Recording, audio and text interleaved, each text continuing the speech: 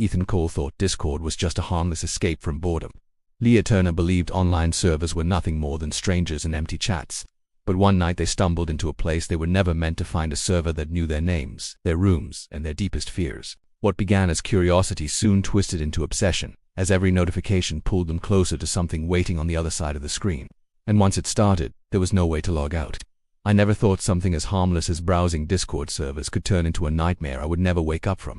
That night I was restless. My room was dark except for the soft blue glow of my laptop screen, and I was clicking through random invites, just trying to kill time. Most servers were the same: gaming, music, or some cluttered mess of memes and chatter. But then one caught my eye. It didn't have a name like the others. Instead, it was just a string of numbers, almost like a phone number. The icon wasn't a cute character or flashy logo. It was just static, like the fuzzy screen of an old television. Something about it tugged at my curiosity.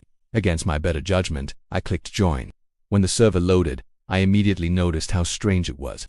There were only 3 channels: general, images, and voice. That was it. No welcome message, no pinned posts, no bots running commands. Even stranger, I appeared to be the only member. My name was the only one visible in the list. Normally I would have laughed, assumed it was an abandoned server, and left right away. But I lingered. I scrolled through the empty channels, finding nothing, just blank silence. That was when the first message appeared in the general channel. It wasn't from me. It simply said, "Welcome back." I froze. My fingers hovered above the keyboard as I stared at the words. My first thought was that it had to be an automated message. Plenty of servers used bots to greet new members, but the wording unsettled me. Backa had never been here before, at least, not that I remembered. I waited, my heart thumping a little faster, as if expecting another message. Nothing came. I told myself to shrug it off. Maybe the owner had been lurking unseen. Maybe it was just some glitch. I decided to test it and started typing a quick hello. But before I could even hit send, another message popped up. "We missed you." This one looked distorted. The letters stretched and bending slightly, like they didn't fit naturally on the screen. I blinked, leaning closer to my laptop, wondering if it was a problem with my monitor. The air in my room felt heavier suddenly, like the temperature had dropped a few degrees. I rubbed my arms, trying to shake the unease creeping into me. My cursor hovered over the leave server button, but curiosity pinned me in place. A soft buzz from my computer fan filled the silence, but I couldn't shake the strange sensation that I wasn't alone. My room felt smaller, like the shadows in the corners were pressing in closer. That was when a notification pinged again, this time in the images channel. I clicked it without thinking, and my stomach turned cold. There was a photo, a picture of my bedroom. The angle wasn't from my laptop camera. It wasn't even possible from where I was sitting. The photo had been taken from the corner near my closet. It showed me sitting at my desk, hunched over, staring at my screen in real time. My mouth went dry. My first instinct was to check my closet. Slowly, I turned my head, heart hammering, expecting to see someone crouched in the shadows, but it was empty. At least, it looked empty. The door was cracked open just enough that I couldn't see all the way inside. I forced myself to look back at my screen, hoping the photo had vanished, but it was still there, mocking me with the undeniable truth. Someone had been in my room. Someone was still watching me. I clicked on the picture, trying to check its details, but before I could, another image replaced it. This one was darker, blurrier. I was still in it, still at my desk, but my head was tilted unnaturally to the side, as if I were listening to something. The worst part was the screen in front of me. It didn't show Discord anymore. It was completely black, like a void swallowing everything around me. My pulse thundered in my ears. I slammed my trackpad trying to leave the server, but my fingers felt clumsy and weak. Finally, I managed to click leave. Relief washed over me for a moment as the server disappeared from my list. I exhaled shakily, already planning to shut down my laptop and never think about it again. But just as quickly as I left, the notification sound echoed again. Discord opened on its own, dragging me back. My screen blinked once, then twice, and there I was, staring at the same static profile icon. I was back in the server, as if I had never left. This time, the member list wasn't empty. Beneath my username, another name had appeared. It had no profile picture, no status, no capitalization, just one word in plain white text: listening. The second I saw it, my headphones filled with a crackle of static, faint at first but slowly growing louder, like a radio trying to tune into a signal. My chest tightened as the sound wrapped around me, suffocating in its persistence. I yanked off my headphones, but the static didn't stop. It poured from the speakers, filling my room, and then I heard it, hidden beneath the static, breathing. I sat frozen in my chair, my ears straining against the sound. The static was bad enough, but the breathing beneath it was unmistakable, heavy, uneven, human. It didn't come from the speakers anymore. It felt like it was filling the room itself, brushing against my skin, vibrating through the air. My heart was pounding so hard I thought it might burst out of my chest. Slowly I reached for the volume controls, but before my fingers even touched the keys, the static cut off. Silence fell so suddenly it rang in my ears. I held my breath, waiting, listening. My room was so quiet that the ticking of my wall clock sounded like a hammer. Then, without warning, another image appeared in the images channel. I didn't want to click it, but my eyes moved on their own. The photo showed me again, the same room, the same angle, only this time my closet door was wider, and in the crack of that darkness I swore I could see a shape, the faint outline of someone standing just out of sight. I snapped my head toward the closet. The door was still only slightly ajar, no more open than it had been before, but now I couldn't stop staring at that sliver of black. It felt alive, like if I looked away for even a second, something would slip out. My throat tightened as I tried to convince myself it was a trick of the light, nothing more. I thought about turning on the lamp beside my bed, but the thought of moving away from my screen terrified me. Somehow, it felt safer to keep watching, as if the glow of the monitor was the only thing keeping me from being swallowed by the dark. I told myself to leave the server again. This time, I wouldn't hesitate. My mouse hovered over the exit button, but the cursor twitched across the screen, moving as if guided by someone else. I yanked my hand away, staring as the pointer slid down to the general channel on its own and clicked it open. The chat window stretched wide, and another message appeared, slowly typing itself out, one letter at a time. Do not look away. My chest tightened, and I pressed the power button on my laptop, desperate to shut everything off. The screen flickered once but didn't turn off. It stayed open, glowing faintly, showing the same message repeating line after line until the chat was filled with it. Do not look away. Do not look away. Do not look away. I felt dizzy. My skin prickled. My hands clammy and weak. I grabbed my laptop cord and ripped it from the wall, then slammed the lid shut. For a moment I was sure I had one, that I had cut off whatever this was. But as I sat there, the faint reflection of my room in the dark screen shimmered unnaturally, like a mirror warped by heat. And then, behind my reflection, I thought I saw another. I bolted upright, my chair scraping loudly against the floor. My breathing was ragged, my body trembling, but I forced myself to look around. No one was in the room, just shadows stretching across the walls, harmless and empty. Still, the unease wouldn't leave me. I unplugged the battery from my laptop and set it aside like a piece of infected machinery. The silence was worse now. Every creak of the house made me jump. I tried to calm myself, tried to remind myself that it was all just images and words on a screen, nothing real, nothing that could actually harm me. But then my phone buzzed. I nearly screamed. My hand shook as I picked it up from the desk. A Discord notification glowed against the darkness. I unlocked the screen, dreading what I would see, and sure enough, there it was, the same server. Somehow, it had followed me onto my phone. At first, the chat was empty, but then a message appeared. Why did you leave? My vision blurred with panic, but before I could react, a new notification lit up. This time it was an image. The photo loaded slowly, pixel by pixel, until my stomach dropped. It wasn't my room anymore. It was outside. The picture showed the front of my house, taken from the street at night. The glow from my bedroom window stood out like a beacon, and within that faint glow, I could see the blurred outline of a figure sitting at a desk. Me. I dropped the phone onto the carpet, but the buzzing didn't stop. More images came one after another. My house again, closer each time. The sidewalk, the driveway, the front steps, the door. My breathing quickened with every photo, my blood running cold as the perspective shifted, each shot bringing whoever held the camera nearer to me. The final photo before my phone went black showed my front door, the wood illuminated by the camera's flash, and a faint shadow stretched across it, the shadow of someone standing just outside. I didn't move for a long time after the phone went black. My pulse thundered in my ears and every muscle in my body screamed at me to run, but I was frozen in place, staring at the door in the photo that was also the door just a few feet away from me. The air in my room felt too heavy, as though something invisible was pressing down on me, suffocating me. My hand trembled as I reached for the baseball bat I kept propped against the wall. It was the only thing that gave me even the slightest illusion of control. I sat there clutching it, waiting for the sound of knocking, waiting for the rattle of the doorknob. Nothing came.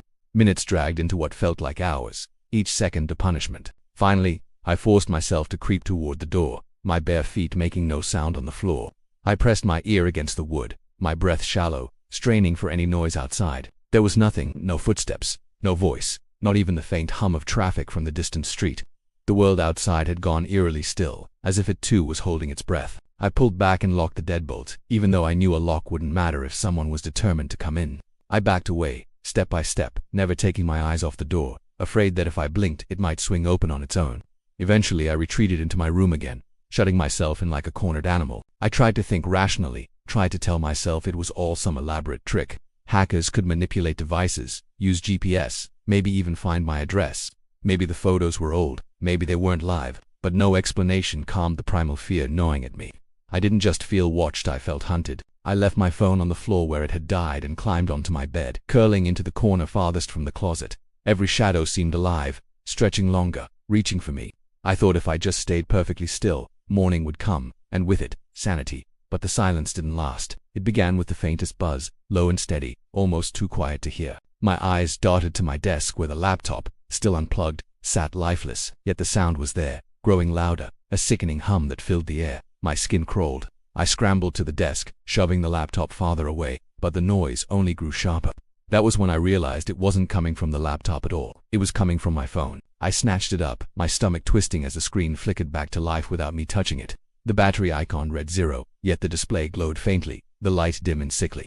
The server was open again, the chat scrolling rapidly as if someone was typing in real time. The words blurred together at first, a flood of nonsense, but then they slowed, forming one sentence repeated again and again. Let us in. My throat tightened. I wanted to throw the phone, smash it, but I couldn't tear my eyes away.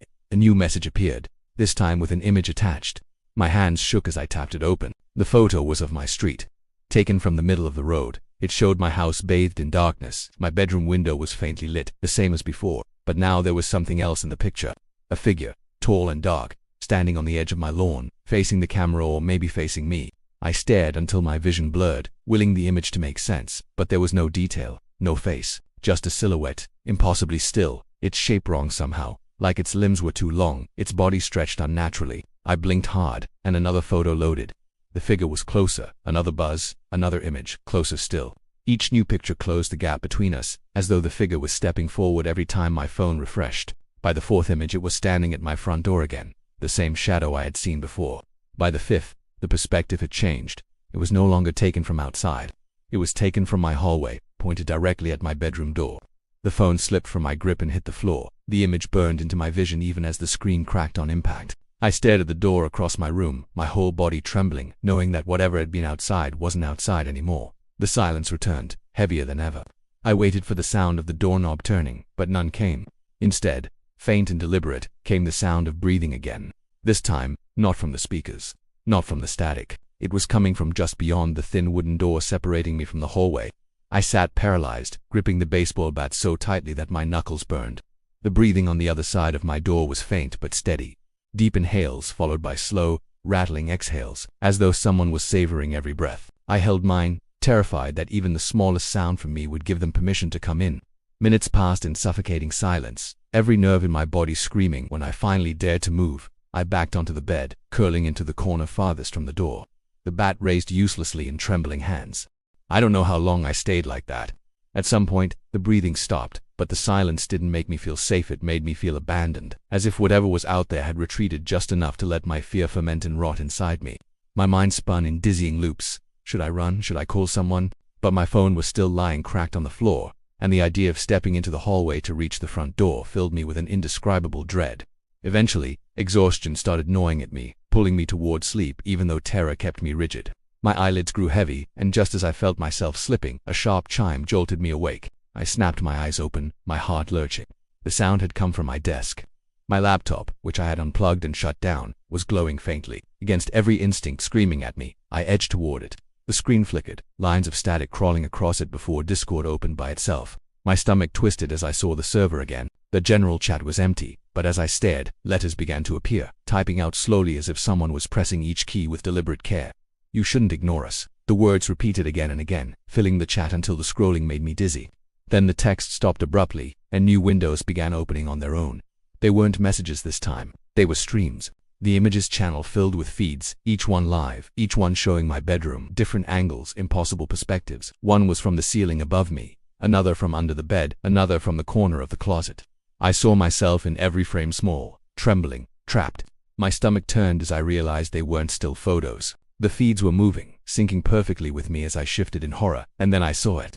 In the corner feed just behind me, a tall shape stood. Its body was solid black, as though it was carved from the absence of light itself. No features, no face, just a void shaped like a person. My breath hitched. I spun in my chair, swinging the bat wildly at the corner, but there was nothing there. Just air, just shadows. When I turned back to the screen, the figure was still there, unmoving, staring. The feeds began to distort, the black figure multiplying, appearing in more corners, closer in every shot. My laptop's speakers erupted with static, sharp and piercing, but beneath it was a sound that made my blood run cold. Laughter, low, broken, and wrong, like a recording played backward. I tried to slam the laptop shut, but it wouldn't close. My hands shook as the hinges resisted me. The streams flickered and then focused on a single frame, filling the entire screen. It was my bedroom again, but this time the camera wasn't from an impossible angle. It was from the hallway, looking straight at my door. My stomach clenched. The door on the screen was slightly open, just a crack, and I could see the dim glow of my room inside. I looked at my own door. It was shut tight, at least, it had been. I stumbled backward as I saw it slowly drifting open, inch by inch, with no sound at all. The glow of my laptop bathed the widening crack in pale light, and for a moment, I swore I saw something moving in that sliver of darkness. A shadow shifting, waiting. I lifted the bat again, tears stinging my eyes, but I couldn't bring myself to charge the door. My hands were shaking too hard, my legs too weak to carry me. The screen pulsed once more, new text appearing in the chat. This time, the letters burned themselves into the screen like scars. We are inside. The door stopped moving. The room was silent again, but not empty. I felt it, the weight of something unseen standing just out of sight, savoring the terror bleeding out of me. I wanted to scream, but my throat locked shut, strangled by the fear crawling up from my chest. The door stood half open now, the wood angled like a mouth waiting to swallow me whole. The space beyond it was nothing but blackness, too thick, too heavy, as though it weren't a hallway at all, but some void spilling into my home. I gripped the bat, my arms trembling, my whole body drenched in cold sweat. My mind screamed at me to run, to break the window and escape into the night, but my legs wouldn't move. It felt like the air itself was pressing down on me, pinning me where I sat. My laptop screen glowed brighter, pulling my attention back against my will. The streams were gone, replaced by one single feed filling the display. It showed me from behind, sitting there on the edge of the bed, the bat clenched in my hands. The camera was so close I could see the sweat dripping down my neck, could see the frantic rise and fall of my shoulders. I whipped my head around, desperate to catch whoever was filming, but the corner behind me was empty. When I looked back at the laptop, the figure was in the frame again, standing just behind my chair. I hurled the laptop to the ground, the screen shattering with a loud crack, sparks flashing across the carpet. The feed cut off, leaving only a jagged black hole where the display had been, but the feeling didn't leave. The sense of being observed was stronger now, suffocating, as if 100 unseen eyes had turned toward me. My phone buzzed suddenly, the vibration rattling across the wooden floor. I stared at it, horrified, knowing I shouldn't touch it but unable to resist. Slowly, I bent down and picked it up. The cracked glass lit my face with a dim light, and there was a single new notification.